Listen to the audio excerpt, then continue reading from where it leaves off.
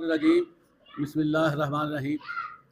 अज़ीज़ तलबा, अल्लाह ताला ने ये कायनात बनाई है। इसमें अल्लाह ताला ने इंसान को बहुत सी नेमतों से नवाजा है, और हर नेमत अगर हम उसका ज़्यादा लें तो वो नागुज़ीर है। अल्लाह ताला की तरफ से वो हमारे लिए बहुत बड़ा तोहफ़ा है। अब हम देखते हैं कि सबसे बड़ा तोहफ़ा हमारे लिए क्या है।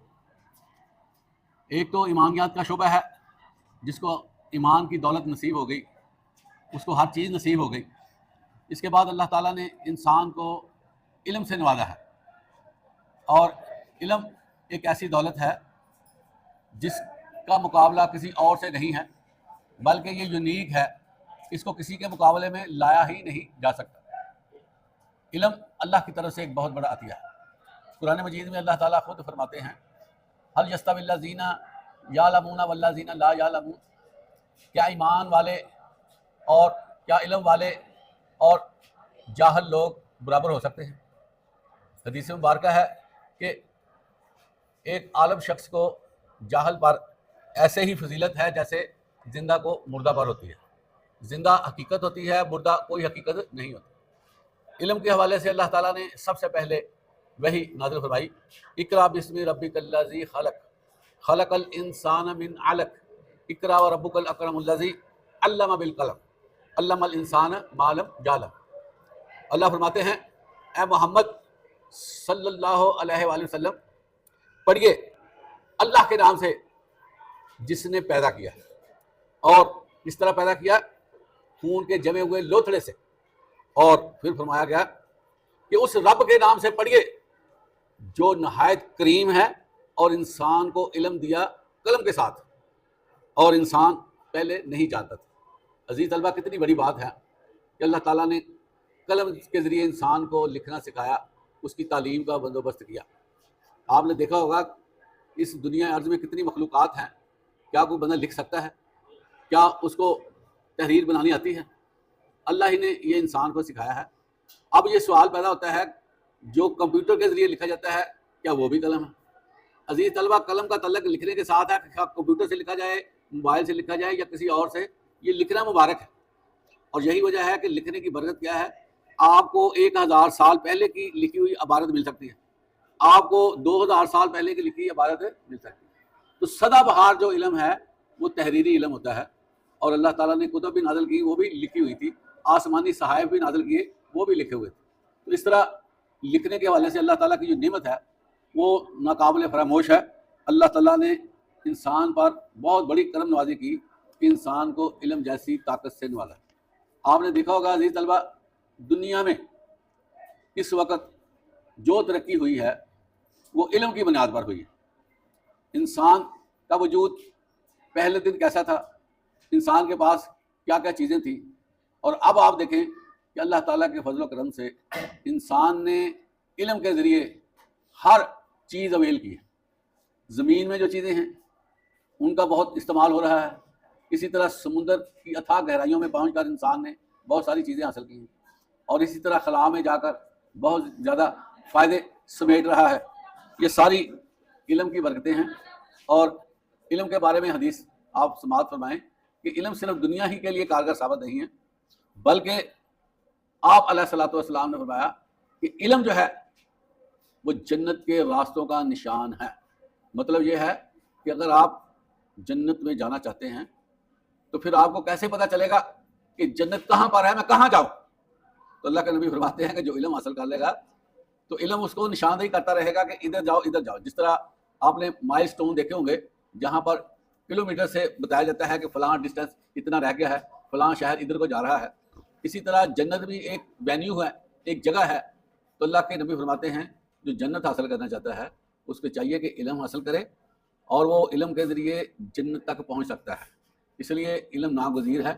और आपने वो मशहूर रवायत भी सुनी होगी, उतलुबुल इल्मी मिनल महदी इलल लहद, इल्म हासिल करो पगोड़े से लेकर कब्र तक। और इल्म जो है ये इंसान के लिए ऐसे ही है जैसे खाना पीना। इंसान को अजीज़ तलबा 2 तरह की चीज़ों की ज़रूरत होती है, क्योंकि इंसान 2 चीज़ों से ही बना है। एक मिट्टी से बना है, लेकिन अल्लाह ताला ने उसके अंदर रूह भी फूंकी है। مٹی سے بننے والا انسان مٹی سے چیزیں لے کر گزارا کرتا ہے، یہ آپ کو پتہ ہے، کھاتا پیتا ہے، لیکن روحانی غذا لینے کے لیے انسان کو علم کی پیاس بجھانی چاہیے. اور یہی وجہ ہے جو لوگ صاحب علم ہوئے ہیں وہ بڑے با اعتماد ہوئے، وہ بڑے ہی کانفیڈنس میں، اور ان کی لیونگ بڑی کوالٹی کی.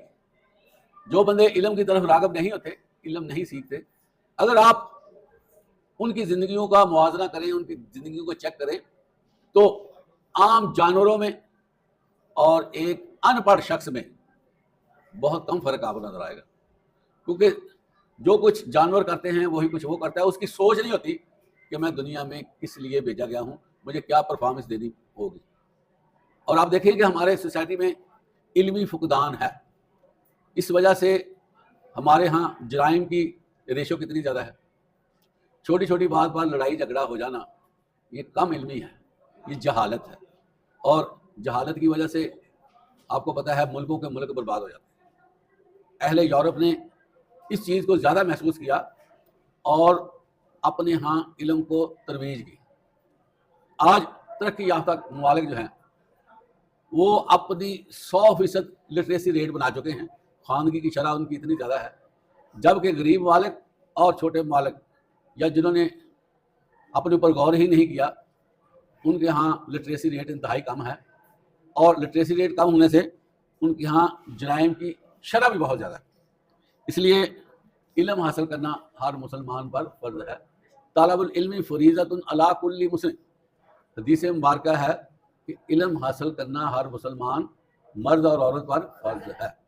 لیکن عزیز طلبہ، علم کی 2 اقسام ہوتی ہیں، ایک کو علم محمود کہتے ہیں اور دوسرے کو علم مذموم.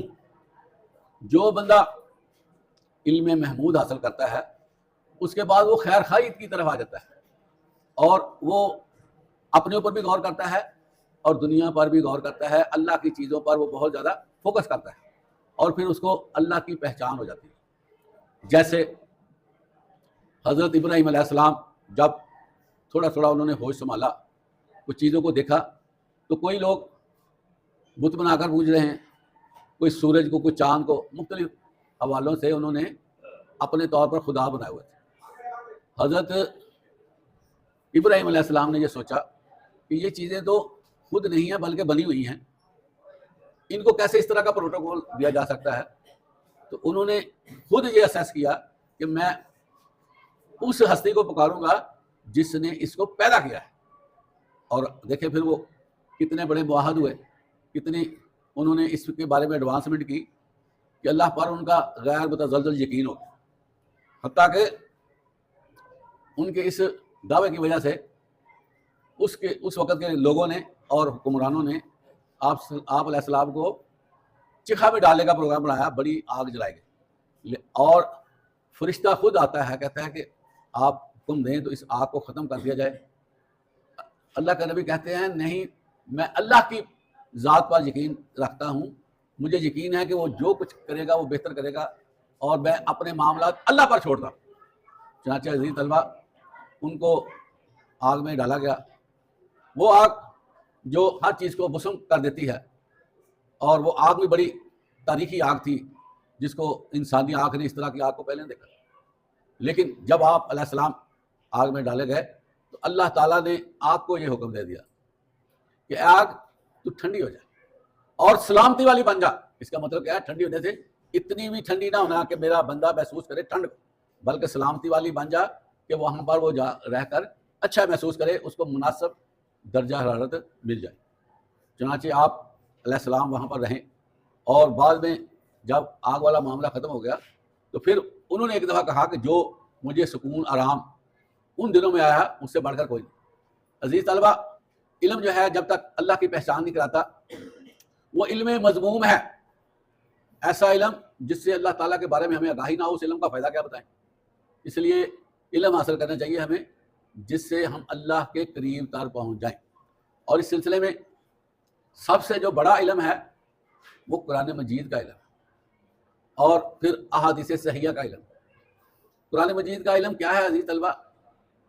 جتنے بھی مضامین اس وقت دنیا میں موجود ہیں وہ سارے قرآن سے نکلے. یورپ کس طرح اتنا بڑے کارہائے نمایاں انجام دے رہے ہیں. انہوں نے سارا کچھ قرآن سے سیکھا ہے. بنیادی نقطے علم کے قرآن نے دیے ہیں پتہ آپ کو, اور اس طرح انہوں نے اس پہ غور کرنا شروع کیا اور وہ آگے بڑھتے گئے, ان کو بہت زیادہ نظر آیا. ہم نے کیا کیا عزیز طلبہ, ہم نے قرآن مجید کو مقدس کتاب جان کر اس کو غلافوں میں لپیٹنا شروع کر دیا اور اس کی تلاوت شروع کر دی, اس کو پڑھنا شروع کر دیا. اصل مسئلہ جو تھا وہ غور کرنے کا تھا, وہ کیا نہیں. قرآن مجید میں آتا ہے افلا یتدبرون القرآن, تم قرآن پہ غور و خوض کیوں نہیں کرتے؟ لیکن چونکہ ہمیں اس کے بارے میں بے خبر رکھا گیا اور قرآن مجید اوپر پروٹوکول میں رہا, جس کے نتیجے میں ہم قرآن مجید سے فائدہ نہیں اٹھا سکے. اور آپ دیکھیں کہ اتنی پیاری کتاب ہونے کے باوجود ہم جہالت کی اتھاہ گہرائیوں میں ہیں اور ابھی تک ہم زندگیوں کو سمجھ نہیں سکے. زندگی کی فلسفی کا ہمیں پتہ نہیں اور زندگی ہم ایسے ہی اللہ تللے بن کر گزار رہے ہیں اور ہمیں کوئی شوق نہیں ہے کہ ہم دنیا میں آگے بڑھیں. دنیا ہم پہ حکمران ہیں, ہم دنیا کو لیڈ کریں, اس طرح کی پوزیشن ہمارے اندر نہیں آ رہی.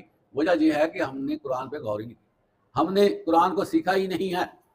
حدیث مبارکہ ہے خیرکم من تعلم القرآن وعلمہ, تم میں سے بہترین شخص وہ ہے جو قرآن سیکھے اور سکھائے. لیکن ہم نے کہا نہیں, ہم نے دنیا بھر کے علوم کی طرف جانا ہے لیکن ہم نے قرآن نہیں سیکھنا. اور آپ دیکھیں کہ ہمیں چاروں طرف سے دبایا جا رہا ہے. ہماری اس وقت حیثیت جو ہے وہ تنکے سے بھی کام ہے, اور جب چاہے ہمیں جوتیاں مار دی جاتی ہیں اور رونے بھی نہیں دیا جاتا. وجہ کیا ہے؟ علمی طور پر ہم بہت پیچھے, اور علم نہ ہونے کی وجہ سے ہم کسی بھی فیلڈ میں قائدانہ رول ادا نہیں کر رہے بلکہ پیچھے پیچھے لگے ہوئے ہیں. اور خود ہم توہمات میں چلے گئے ہیں, خود ہم ایسے علوم میں چلے گئے ہیں جس سے نہ دنیا بن رہی ہے نہ دین میں کوئی فائدہ ہو رہا ہے. ایسے وقت گزاری کے علوم کی طرف ہم چلے گئے ہیں. تو ضرورت ہے کہ ہم علم حاصل کریں اور وہ علم حاصل کریں جو قرآن کے تابع علم ہو, جس سے ہماری دنیا بھی اچھی ہو جائے گی اور آخرت میں بھی اللہ تعالیٰ ہمیں سرخ رو کر دیں گے. اللہ تعالیٰ ہمیں علم سے محبت کرنے کی توفیق عطا فرمائے. باقی الحمدللہ رب العالمین.